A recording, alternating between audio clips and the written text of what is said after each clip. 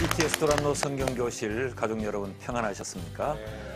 지난 시간 우리는 하나님의 타이밍에 대해서 함께 공부했습니다. 우리 한 주간이 지났지만 다 기억을 잘 하고 계시죠? 인간의 시간 속에서는 이해되지 않는 것들이 대단히 많습니다. 고난의 상황도 이해할 수 없고 또 크고 작은 일어나는 모든 일들이 잘 이해되지 않지만 하나님의 시간 속에는 이해되지 않는 일들이 아무것도 없습니다. 그리스도인은 어떻게 사는 사람들인가? 하나님의 시간 속에서 사는 사람들이에요. 하나님의 시간 속에 사는 사람들은 우리에게 일순간의 고난이 있고 또 일순간 우리에게 불편한 점이 있고 이해되지 않는 일들이 있지만 그것은 결국 마지막에는 다 이해되는 것들이고 우리에게 가장 좋은 것들로 결론을 맺게 되어 있습니다. 아멘. 지난 한 주간 평안 속에 사셨습니까? 아멘. 아멘. 우리 라헬 자매는요? 아주 간단하게. 아멘. 근데 해근 자매 아멘보다는 조금 어설픈 아멘이 있어요. 네, 한승 형제는? 예, 저 또한 그렇게 살았습니다, 목사님. 아멘이죠. 예. 오늘은 조금 시큰둥한데 아마 하나님의 평안 중에 그렇게 넉넉한 삶을 살 수도 있고 그렇지 못할 수도 있지요. 우리가 지난 시간 공부할 때 하나님의 타이밍은 아주 정확하다. 그것은 우리에게 좋은 것, 행복한 것. 그래서 우리가 늘 노래하듯이 God is so good. 하나님은 선하시다. 선한 중에도 너무너무 선하신 분이시다라는 걸 잘 알고 있어요. 그런데도 삶의 현장에서는 그렇게 살지 못할 때가 대단히 많지요. 오늘은 그럼 하나님이 시간의 주인이시라면 그 하나님의 시간표 속에서 우리는 어떻게 살아야 될까? 오늘 이런 내용으로 룻기 7번째 시간을 함께 맡겠습니다. 오늘 말씀 1절에서 7절까지인데 2장이에요. 2장. 네. 룻기서 2장 1절부터 7절까지 같이 한 목소리로 크게 힘차게 읽습니다. 시작. 나오미의 남편 엘리멜렉의 친족으로 유력한 자가 있으니 그의 이름은 보아스더라. 모압 여인 룻이 나오미에게 이르되 원하건대 내가 밭으로 가서 내가 누구에게 은혜를 입으면 그를 따라서 이삭을 죽게 하나이다 하니 나오미가 그에게 이르되 내 따라 갈지어다 하매 룻이 가서 베는 자를 따라 밭에서 이삭을 줍는데 우연히 엘리멜렉의 친족 보아스에 속한 밭에 이르렀더라. 마침 보아스가 베들레헴에서부터 와서 베는 자들에게 이르되 여호와께서 너희와 함께 하시기를 원하노라 하니 그들이 대답하되 여호와께서 당신에게 복 주시기를 원하나이다 하니라. 보아스가 베는 자들을 거느린 사환에게 이르되 이는 누구의 소녀냐 하니 베는 자를 거느린 사환이 대답하여 이르되 이는 나오미와 함께 모압 지방에서 돌아온 모압 소녀인데 그의 말이 나로 베는 자를 따라 단 사이에서 이삭을 죽게 하소서 하였고 아침부터 와서는 잠시 집에서 쉰 외에 지금까지 계속하는 중이니이다. 아멘.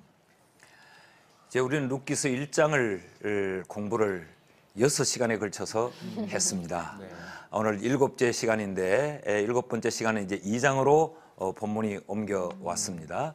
2장 1절 말씀을 우리 같이 한번 읽으면서 2장의 공부를 시작하겠습니다. 2장 1절을 같이 한번 다시 읽습니다. 시작. 나오미의 남편 엘리멜렉의 친족으로 유력한 자가 있으니 그의 이름은 보아스더라. 자, 우리가 1장을 공부할 때 1장에 많은 사람들이 등장을 했습니다. 엘리멜렉이 등장을 하고 그의 아내 누구죠? 나오미가 등장을 하고 두 아들 말론과 기럧 그리고 두 며느리 룻과 오르바. 이런 여러 인물들이 등장을 했는데 2장에 오면 또 한 명의 인물이 등장을 합니다. 그의 이름은 보아스더라. 그런데 이 보아스는 누구냐? 엘리멜렉의 친족이었지요. 엘리멜렉은 나오미의 남편이었어요. 그런데 이 보아스는 유력한 자였다라고 성경이 기록을 하고 있습니다.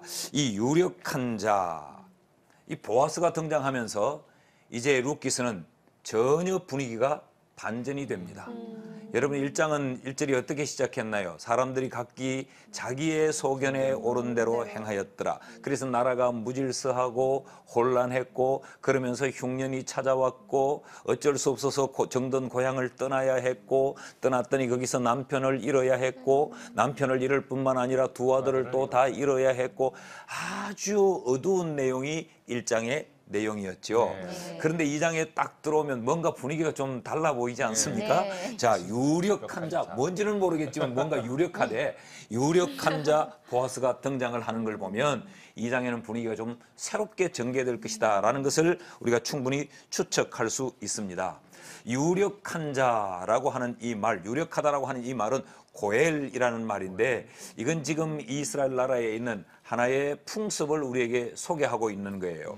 여기 유력한 자라고 하는 말, 고엘이라는 말은 구원하다, 돕다, 건져내다 그런 이야기죠. 그러니까 지금 2장에는 누가 등장을 하느냐? 구원자가 등장을 해요. 돕는 자가 등장을 해요. 어려운 가운데 있던 그를 건져내는 자가 지금 등장을 하고 있습니다. 자, 지금까지 처절하게 힘들고 어려운 지경에 살던 나오미가 돌아올 때 하나님은 그에게 누구를 붙여주지요? 함께 돌아오도록 룻을 붙여주었습니다. 왔더니 보리추수가 시작된 기가 막힌 상황을 만나죠. 우리 지난주에 기가 막히다는 말을 얼마나 많이 썼어요? 이 좋은 의미에서 이런 상황을 만났는데 그렇게 하나님의 은혜를 구하면서 온 나오미에게 그렇게 힘들고 어려운 상황에서 겸손함으로 하나님의 은혜를 입기 위해 찾아왔던 그에게 하나님이 지금 은혜를 베푸시고 있다는 거지요. 유력한 자 보아스를 등장시켜 주고 있는 것입니다. 그러니까 결국 하나님의 사람들은 어떻게 사는 사람들인가? 여기서 우리 결론을 내리고 갈 수 있어요. 하나님의 은혜로 사는 사람들이다. 그리스도인은 하나님이 돌아오게 하고 그리고 이 보아스를 예비해 놓고 보아스를 만나게 하고 이게 하나님의 사람들이 사는 삶이다라는 것이죠. 우리도 이런 경우들이 있을 거예요.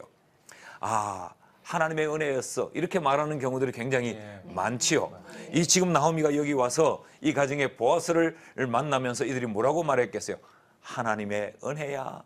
하나님이 은혜로 우리를 여기 이르게 했어. 하나님이 은혜로 이 보아스를 만나게 했어라고 하는 답 외에 다른 답이 있을 수가 없잖아요. 이런 경우가 있을 거예요. 이게 참 하나님의 은혜였다. 에? 하나님이 내게 베푸신 이런 은혜 하나씩 먼저 좀 이야기해보고 넘어갈까요? 네. 네. 지난 시간에도 함께 나눴지만 네. 제가 건강에 생사의 갈림길에 있었을 때 하나님은 생명을 살려주심과 동시에 그 현실적인 환경들, 물질적인 궁핍함이 저에게도 왔거든요. 병원비라든지. 그런데 알 수도 있는 분들도 계셨고 전혀 제가 만나볼 수 없었던 분들이 기도함과 동시에 마음으로 헌금을 해주셔서 그 모든 어려운 환경을 넘어갈 수 있었죠. 돌아보면 그건 분명히 하나님의 은혜고 하나님이 인도하셨다는 것을 다시 한번 깨닫습니다, 목사님. 네. 하나님이 그렇게 붙여주신 거죠. 네, 네. 네. 라헬 자매는요? 저는 사실 이 두란노 성경교실을 만나기 전에 근 2년여 정도의 영적인 기근 상태였던 것 같아요. 제가 저를 돌아봤을 때. 그런데 거기서 다시 하나님과의 관계를 회복하게 해주시고 그다음에 그런 은혜의 길로 다시 한번 재도약할 수 있고 다시 하나님과의 관계를 친밀하게 유지하게 해줄 수 있었던 어떤 그런 주변의 여러 지인들을 만나게 해주신 그런 은혜가 있었어요. 그 중에서 이제 제가 지금 섬기고 있는 교회에 담임 목사님이 그 중에 한 분이신데요. 정말 기가 막히게 하나님이 보내주셨구나. 하나님이 나에게 붙여주셨구나. 그런 걸 너무너무 느끼면서 있는 요즘입니다. 네. 우리 혜근 자매는요? 저는 지금 제가 누리고 있는 이 모든 것 그리고 저의 모습 그리고 이 모든 것들이 정말 하나님께서 저에게 부어주신 그 은혜가 아닌가 싶어요. 저에게 주신 달란트 또한 하나님께서 부어주시는 은혜인 거죠. 우리가 이렇게 생각을 해보면 네. 내가 사는 것은 하나님의 은혜다. 아멘. 그런데 우리가 이 하나님의 은혜를 느끼지 못하고 살 때가 많죠. 바울이 성경에 이렇게 말했어요. 고린도전서 15장 10절을 우리 같이 한번 읽죠. 다 같이 시작. 그러나 내가 나된 것은 하나님의 은혜로 된 것이니 내게 주신 그의 은혜가 헛되지 아니하여 내가 모든 사도보다 더 많이 수고하였으나 내가 한 것이 아니요 오직 나와 함께 하신 하나님의 은혜로다. 자, 아멘. 바울이 뭐라고 말하지요? 내가 내야 된 것. 그러니까 결국은 나는 하나님의 은혜로 되었다. 내가 많이 수고하고 내가 열심으로 했지만 이 당시에는 내가 한 것 같아 보이지만 결론을 보니까 나와 함께 하신 하나님의 은혜였다. 이 성경이 우리에게 가르치려고 하는 건 뭐예요? 하나님의 사람은 하나님의 은혜로 산다. 이것이 어떤 이에게는 굉장히 짐처럼 들려질 수가 있어요. 그러나 이걸 곰곰이 생각해 보면 우리만큼 여유롭고 우리만큼 자신을 가지고 살 사람도 없어요. 맞아요. 하나님의 은혜로 산다. 난 하나님의 은혜로 살아. 내가 오늘 힘들지만 나에겐 하나님이 주실 은혜가 있어. 예. 이걸 우리가 좀 확신하며 살 수 있기를 바랍니다. 자, 이런 하나님의 은혜로 보아스를 만나게 되는데 이 보아스를 만나서 이루어지는 모든 일들이 하나님이 치밀하게 계획하고 모든 것이 하나님이 의도하심 속에서 이루어졌다라는 걸 성경이 우리에게 또 가르칩니다. 3절과 4절을 우리 같이 한번 읽습니다. 다 같이 시작. 룻이 가서 베는 자를 따라 밭에서 이삭을 줍는데 우연히 엘리멜렉의 친족 보아스에게 속한 밭에 이르렀더라. 마침 보아스가 베들레헴에서부터 와서 베는 자들에게 이르되 여호와께서 너희와 함께 하시기를 원하노라 하니 그들이 대답하되 여호와께서 당신에게 복 주시기를 원하나이다 하니라. 자, 지금 룻은 시어머니를 모시고 시어머니의 고향 땅으로 돌아옵니다. 그리고 돌아와서 얼마나 막막했겠어요. 자신들이 거할 처소라든지 자기들이 어떤 누려야 될 것들은 아무것도 없는 상태가 아니에요. 그런데 눈앞에는 이제 추수 때에 아주 풍요로움이 펼쳐져 있습니다. 그래서 룻은 어머니에게 이렇게 말하죠. 어머니, 제가 나가서 좀 이삭을 주워 올 테니까 그것으로 죽이라도 끓여 먹읍시다. 그래서 어머니가 좀 많이 주워와라 기왕이면. 그리고 며느리를 내보냅니다. 이 시어머니의 같이 가면 어땠을까? 저는 성경을 읽을 때 그런 엉뚱한 생각을 해요. 얘야, 너는 지리를 모르지 않니? 이곳 어디가 어딘지 너는 알지 못하고 말이 통하지 않지 않니? 내가 갔다 오마 이랬으면 얼마나 좋을까? 근데 역시 시어머니는 시어머니였어요. 그래, 네가 가서 많이 주워와라. 룻이 주워러 갔어요. 자, 여러분 보십시오. 룻은 모압 여인입니다. 그러니까 이곳의 지리를 전혀 알지를 못하는 여인이죠. 그런데 단 한 가지, 이삭을 주워서 먹고 살아야 되겠다고 하는 이 마음을 가지고 이삭을 주우러 가는데 오늘 성경을 보니까 여기 3절 말씀을 다시 한번 우리에게 보여주실 수 있나요? 룻이 가서 그래서 간 거예요. 시어머니가 많이 주워오라고 해서 가서 베는 자를 따라 밭에서 이삭을 줍는데 우연히 한번 해볼까요? 우연히 엘리멜렉의 친족 보아스에게 속한 밭에 이르렀더라. 우리가 시작할 때 1절에서 보아스는 어떤 자다? 유력한 자다. 유력한 자라는 말은 돕는 자, 구원자, 건져낼 자라는 말이죠. 지금 이제 이 나오미의 가정, 룻의 가정을 건져낼 자가 지금 보아스인데 하필이면 이 룻이 이삭을 주우러 갔는데 왜 보아스의 밭에 이르렀을까? 이걸 성경은 우연이라고 말해뒀어요. 여러분, 이게 하나님의 은혜가 아닙니까? 여기 성경은 지금 우연이라고 말해뒀지만 이건 우연이 아니고 하나님의 철저하게 의도된 하나님의 계획이었어요. 우리의 삶에 우연을 가장한 하나님의 이 계획, 하나님의 의도하심이 얼마나 많은지 몰라요. 얼마나 많은지. 자, 우연히 그 밭에 갔다. 그러나 결코 우연이 아니에요. 보십시오. 그 많고 많은 밭 중에 왜 하필이면 보아스의 밭에 갔을까? 엘리멜렉의 그 친족 밭에 왜 갔을까라는 거죠. 이런 겁니다. 무언가 주워와야 먹고는 살겠어요? 그래서 주우러 갑니다. 누가 보냈다고? 시어머니가 시어머니가 보냈어요. 그때 며느리들이 속이 시원할 거예요. 내가 시어머니가 하면 보냈어요. 근데 하나님이 룻의 마음을 감동하시는 거죠. 조금 더 가라. 조금 더 가. 그게 왠지 오른쪽으로 좀 가보고 싶어요. 하나님이 룻의 마음을 지금 움직이고 있는 거지. 그 오른쪽을 좀 가는데 또 왼쪽으로, 이건 적을 필요는 없어요. 하나님이 반드시 오른쪽 왼쪽으로 간 건 아니니까. 그런데 어느 한 밭에 이르니까 그만 그 밭에서 이삭을 줍고 싶은 마음에 충동이 일어난 거죠. 이걸 성경은 우연이라고 말했지만 이건 필연입니다. 하나님이 배후에서 다 리모트 컨트롤 하신 거죠. 보이지 않는 리모컨으로 자 조정한 거예요. 왼쪽으로 왼쪽으로 왼쪽으로 조금 더 조금 더 조금 더 거기야. 그래서 그 밭에 턱 주저앉았는데 그 밭이 누구 밭이다? 보아스의 밭이더라. 예. 그러니까 보십시오. 우리가 말씀의 자리로 돌아오면 그리고 하나님의 그 은혜를 사모하고 은혜를 사모하는 자리로 나오기만 하면 하나님은 이렇게 다 계획하시면서 하나님이 조정하고 계신다는 거예요. 사람들은 이것을, 오늘 성경은 이걸 우연이라고 표현해 뒀지만 보통의 사람들이 생각할 수 있는 의미로 표현해 뒀지만 이건 우연이 아니고 필연입니다. 우리에겐 이럴 수밖에 없도록 하시는 하나님의 그 필연, 하나님의 의도하심이다라는 말이죠. 자, 그런데 여기 3절만 읽고 나면 우연이 된 것 같기도 해. 그죠? 네. 그럴 수도 있지. 아니, 그 많은 밭에, 보아스의 밭에 갈 수도 있지. 이런 것이 신앙인들을 공격하는 사람들의 대부분의 말이. 그게 꼭 하나님의 뜻이라고 말해? 하나님이 그렇게 했다고 말해? 그럴 수도 있지. 그런데 이게 신앙인을 공격하는 사람들의 말이기도 하지만 우리들의 생각일 수도 있어요. 그럴 수도 있지 뭐. 우연히 그럴 수도 있지 뭐. 그런데 그 다음 절 4절을 읽어보면요. 마침이라고. 때마침이란 말이죠. 이 마침이란 말은 힘내라고 하는 말인데 영어로 옮기면 behold, 하나의 감탄사예요. 우와!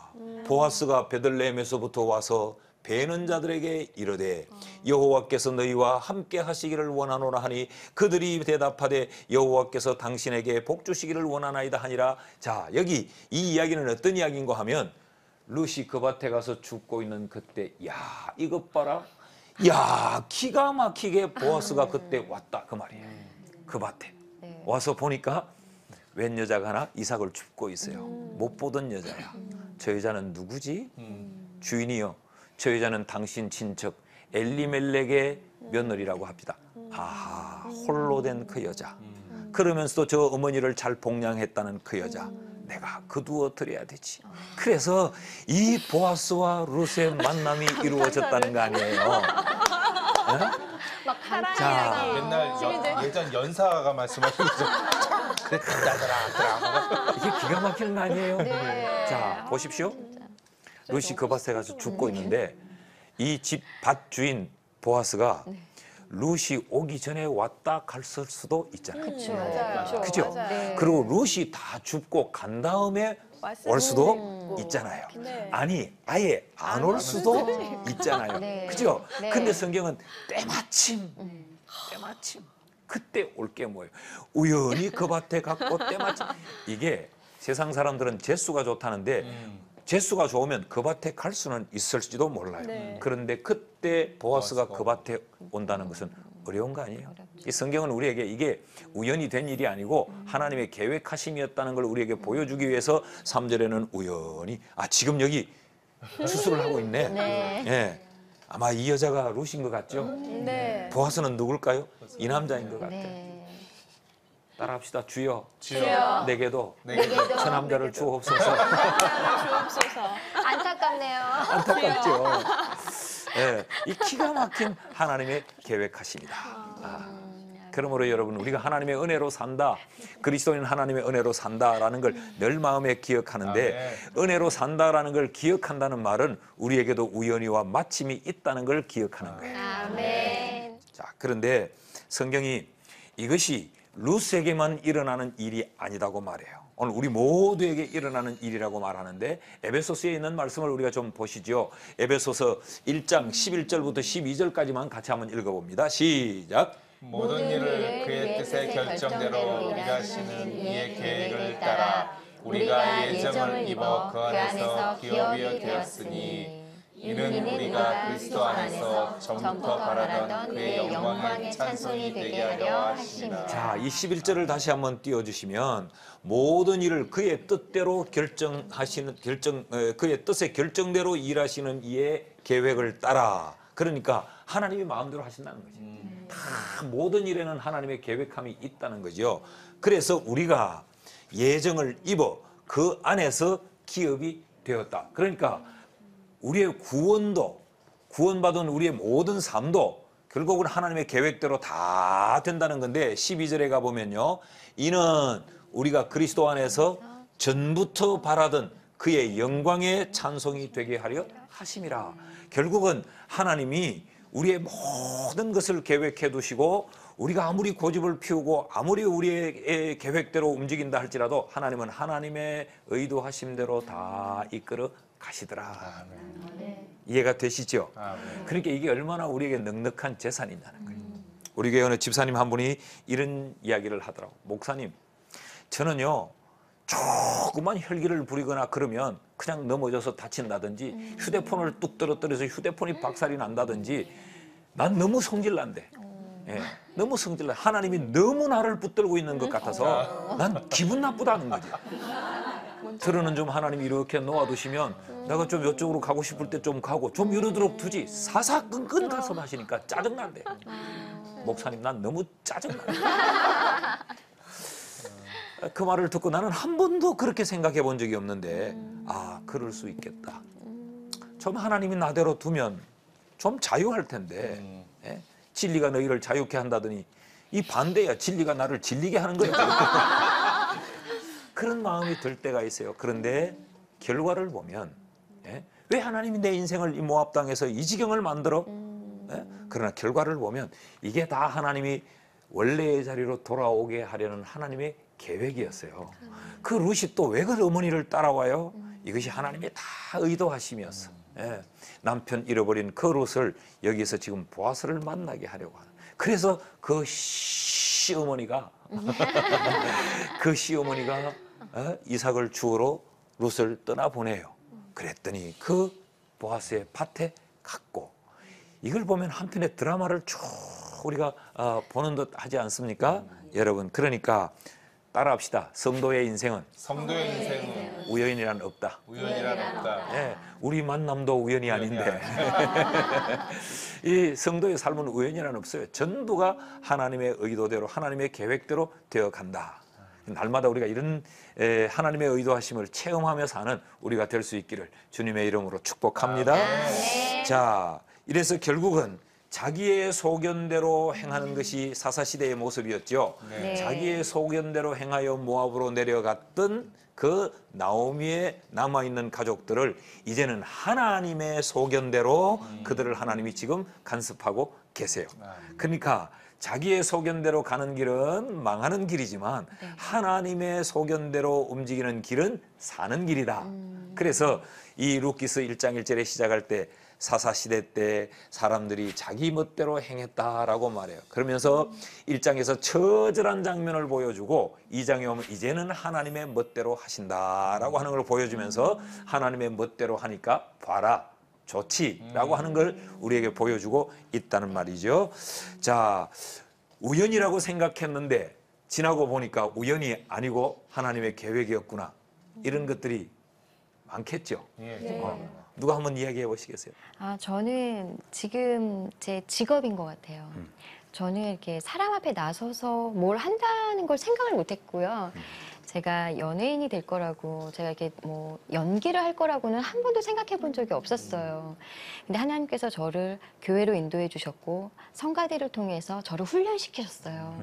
그리고 제가 하려고 하지 않아도 하나님께서 어느 대회에 나가서 주목받게 하셔서 이 미모의 이제 미스 무슨 대회에서 이제 상도 받게 하시고, 그리고 제가 주인공 하려고 하지 않았는데도 불구하고 영화에서 주인공을 맡게 하시고, 근데 제가 막 하려고 노력한 건 아니었는데 하나님께서 저를 계속 예비하시고 제가 갈 곳에 저를 세워주시고, 근데 그때는 제가 제 재능으로 제가 잘나서 그런 줄 알았는데요. 그것이 아니라 하나님은 저를 바로 이곳에 세워주시기 위해서 계속 저를 예비하시고 제 길을 열어주시고 저를 인도해 인도해 주셨다는 것을 제가 살면서 계속 깨닫게 되는 거예요.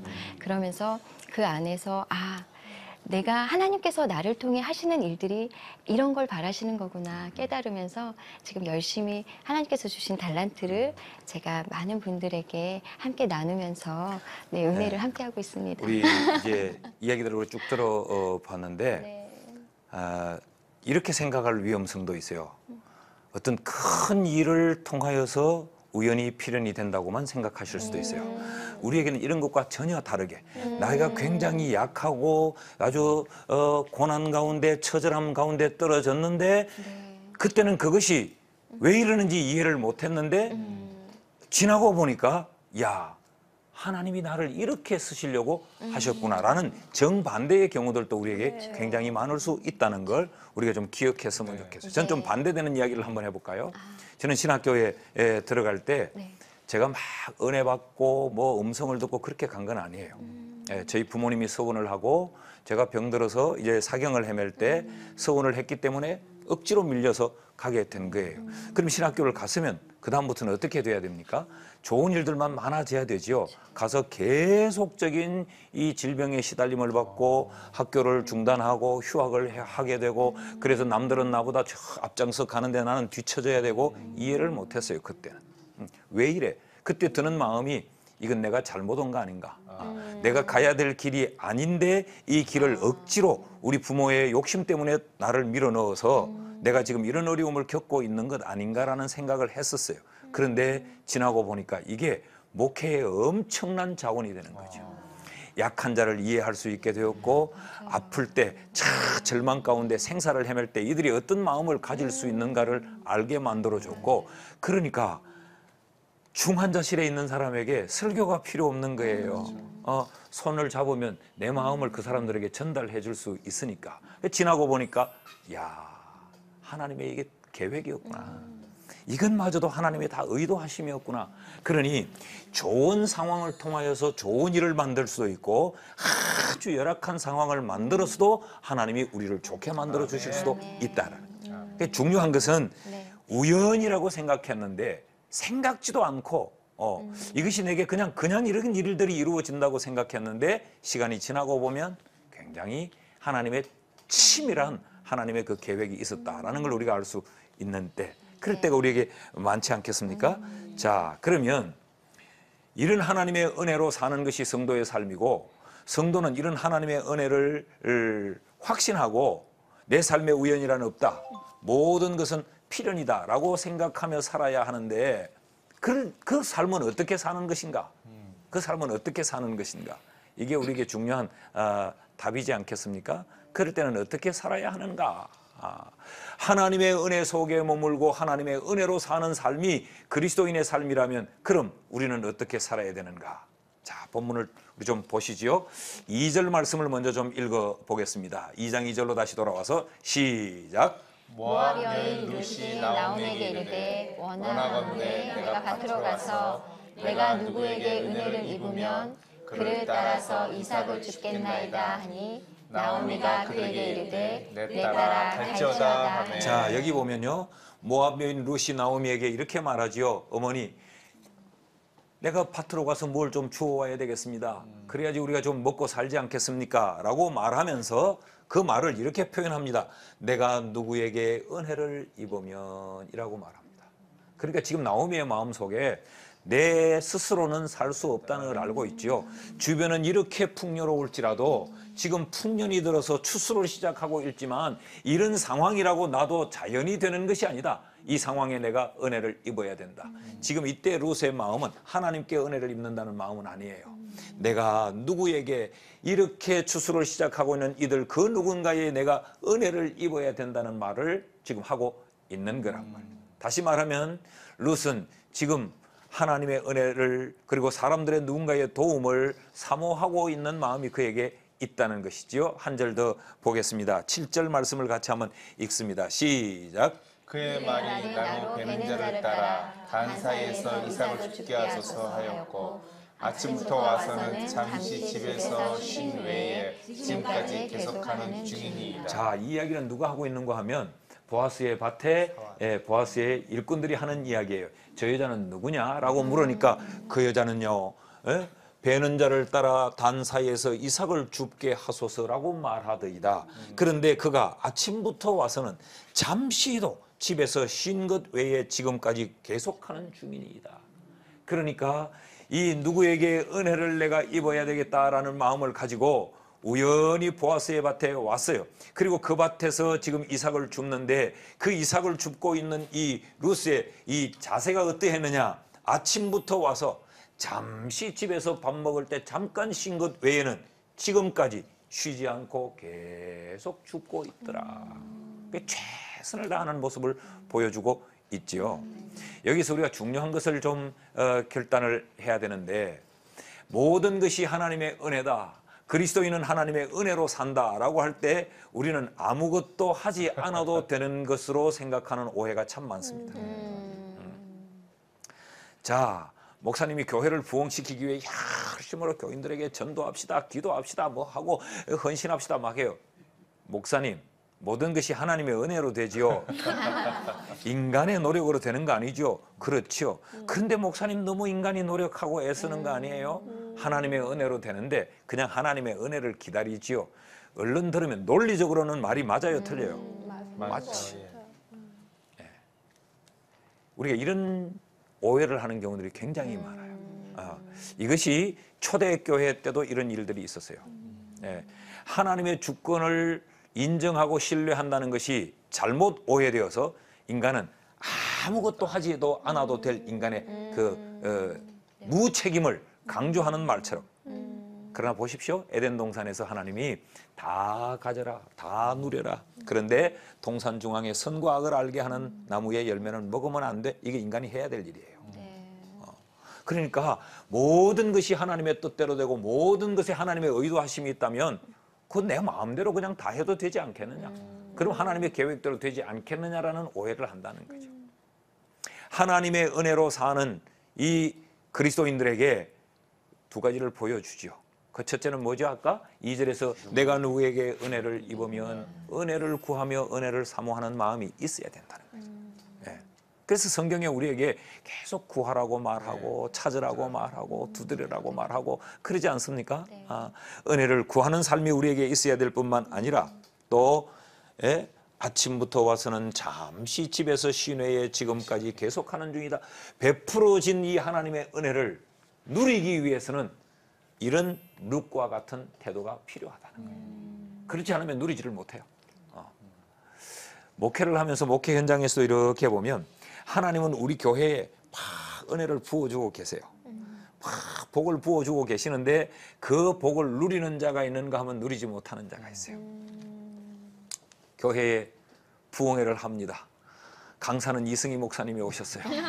그래서 말씀의 은혜를 막 베풀어 주고 계세요. 그런데 누리는 자가 있고 누리지 못하는 자가 있어요. 차이는 뭐지요? 그 은혜를 사모하는 것과 사모하지 않는 것, 거기에 열심으로 참여하는 것과 오지도 않는 것. 이러면 이해가 좀 되시나요? 네. CTS 두란노 성경교실이 얼마나 은혜로운 교실이에요. 그런데도 안 보면 은혜를 못 받는 거죠.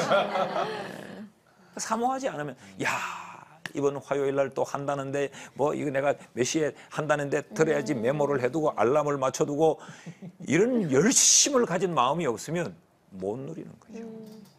성경은 우리에게 이 중요한 사실을 가르쳐주고 있습니다. 이게 우리에게 좀 도전이 되었으면 좋겠다 싶어요. 자, 보십시오. 신명기 24장의 말씀을 한 절 더 보겠는데 신명기 24장 말씀을 보면 가난한 자들을 향하여 하나님이 어떻게 배려하시는가를 보십시오. 읽습니다. 시작. 내가 밭에서 곡식을 뺄 때 그 한 뭇을 밭에 잊어버렸거든 다시 가져오지 말고 나그네와 고아와 과부를 위하여 남겨두라. 그리하면 내 하나님 여호와께서 내 손으로 하는 모든 일에 복을 내리시리라. 내가 내 감람나무를 떤 후에 그 가지를 다시 살피지 말고 그 남은 것은 객과 고아와 과부를 위하여 남겨두며 내가 내 포도원의 포도를 딴 후에 그 남은 것을 다시 따지 말고 객과 고아와 과부를 위하여 남겨두라. 무슨 이야기예요?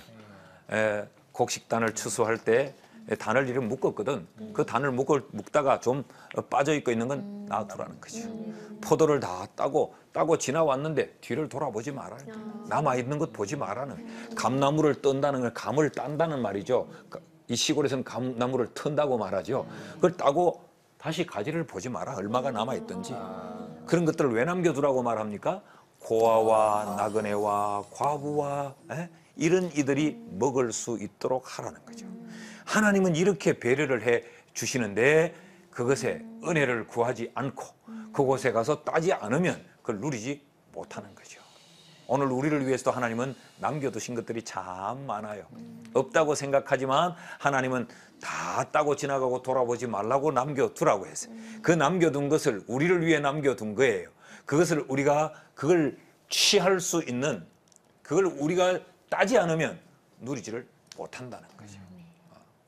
그래서 오늘 룻기를 통해서 하나님은 우리에게 하나님은 가난한 자, 고아와 과부와 객을 위하여서 이렇게 배려하시는데 그 배려하시는 하나님은 너희를 위하여서도 배려하심이 있다. 아멘. 근데 그 배려하심은 어떻게 우리가 취해야 되느냐?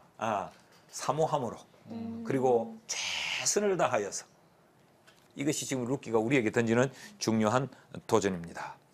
은혜 아래 누릴 수 있는 모든 혜택을 누리고자 하는 당연한 행동이 있어야 한다라고 지금 성경이 가르치고 있지요. 자, 그러면 또다시 질문을 한번 드려봅시다. 나는 하나님의 은혜를 누리는 삶을 살고 있는가? 왜 은혜를 못 누리고 있는가? 누가 먼저 대답해 볼까요? 우리 혜근 자매로부터 한번 시작해 볼까요? 저는 하나님의 은혜의 삶을 누리고 있다고 생각합니다. 왜냐하면 제 욕심만 내려놓으면요, 세상에 감사할 게 너무나 많거든요. 네. 그래서 저는 요즘에 그 마음을 많이 비우려고 노력을 하는데 그러다 보니까 그러니까 그전에는 못 보였던 것들이 눈에 보이고 그리고 제가 지금은 힘들지만 그 잘 됐을 때와 아닐 때를 다 경험했기 때문에 그 하나하나 잘 됐을 때의 감사함과 또 제가 그렇지 못했을 때 누리는 또 그 감사함도 경험하게 해주시는 그 모든 것이 저는 진짜 너무너무 감사해요. 그래서 저는 그걸 누리고 있다고 생각합니다. 네. 난 하나님 은혜를 누리고 있다. 네. 그렇게 누리고 있는데 내 욕심을 내려놓으니까 그 누림이 되게 경험이 되더라. 그런 네. 이야기죠. 네. 그러니까 못 보았던 것을 보게 되더라. 네. 욕심을 내려놓으니까 하나님이 남겨놓은 것들이 보였나 봐요. 네. 그죠? 네. 네. 그러니까 내가 내 계획대로 내 뜻대로만 집착하고 있으면 하나님이 남겨놓은 가지에 달려있는 것들을 못 볼 수도 있잖아요. 왜냐면요, 목사님. 네. 사실 제가 그런 경험이 없었다면 목사님께서 이렇게 말씀해 주시는 것들이 제 마음에 아마 많이 안 와닿았을 거예요. 뭐 딴 사람 얘기처럼. 근데 그런 것들을 경험하다 보니까 목사님께서 이렇게 말씀해 주시는 그 말씀 하나하나가 어쩜 이렇게 제 마음에 와닿고 제가 저를 돌아보고 그리고 더 나아가서 저와 같은 상황에 놓여졌던 분들의 그 말을 제가 들어줄 수 있고 마음을 헤아려 줄 수 있는 그 마음까지도 주신 것 같아서 그게 너무 감사해요. 이제 봤으니까 이해가 되는 거죠. 네. 못 봤으면 그게 이해할 수 없는 거죠. 네. 그럼요. 우리 라헬 자매는요?